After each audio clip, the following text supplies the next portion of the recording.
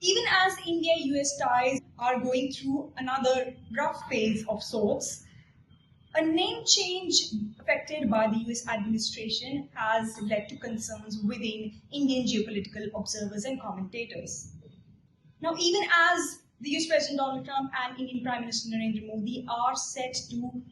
have a face-to-face meeting at the G7 summit on Wednesday evening, in what is going to be the first face-to-face meeting between the two leaders since February 2025, the Department of War of the United States has announced that it has decided to rename the USINDOPACOM as USPACOM, reverting to the name of the command which was being used till 2018. Now, ironically, it was under the US President Trump's first regime that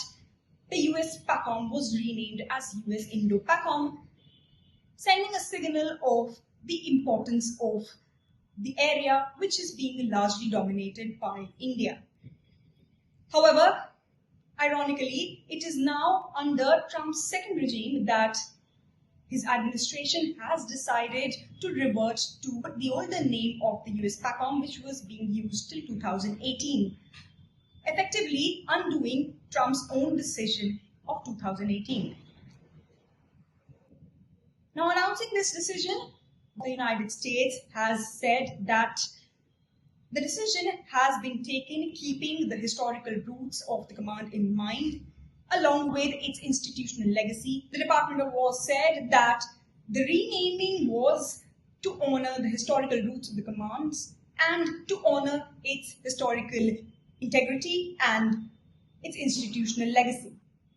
It also said that it was a measure to instill pride and collective spirit among all those who man the command. Now, while the change in 2018 was largely seen as a bureaucratic decision, the latest decision to revert to the older name has sparked some concerns within geopolitical commentators across India. Now, significantly,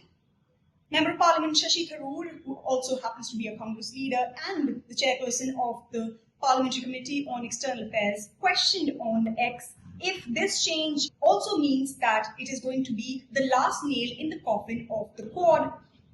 a significant grouping which has India and the United States as its two major members. Now, significantly, there were other Congress leaders like Pawan Khera who have also got an opportunity to hit out at the Narendra Modi-led government and ask the government if this latest measure of the US administration would also be welcomed by the Indian administration. Now, with this decision coming just ahead of the crucial meeting between the US President Donald Trump and his Indian counterpart Narendra Modi on the sidelines of the G7 summit, it remains to be seen whether this is going to lead another phase of difficulty within the relationship between India and US, or if it remains as just another episode in the roller coaster ride that has been vis-a-vis the United States and India relationship. We'll keep tracking these significant developments between India and the US relationship. This is me, Shikha Salari, reporting from New Delhi for India Abroad.